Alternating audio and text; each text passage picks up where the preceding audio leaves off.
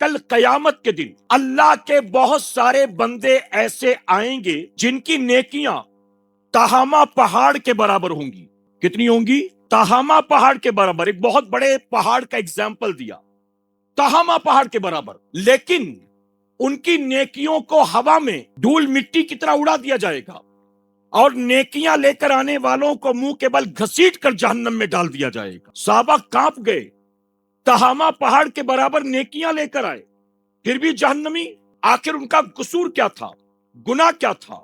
آقا فرماتے ان کی جلوتیں تو بڑی اچھی تھی، جب یہ بھیڑ کا حصہ ہوتے تھے تو نیکیاں کیا کرتے تھے، لیکن جب یہ تنہائی میں ہوتے تھے، جب یہ خلوتوں میں ہوتے تھے تو ان کی خلوتیں اچھی نہیں تھی، اکیلے میں یہ گناہ کرتے تھے، اور ان کی خلوتوں کے گناہ جو تھے ان کے تمام نیکیوں پر غالب آ گئے، اور یہی وجہ ہے کہ ان کی نیکیوں کو ہوا میں گرد و غبار کی طرح اڑا دیا گیا، اور ان کے خلوتوں کے گناہ جو ہیں ان کے لیے جہنم میں جانے کا سبب بن گئے۔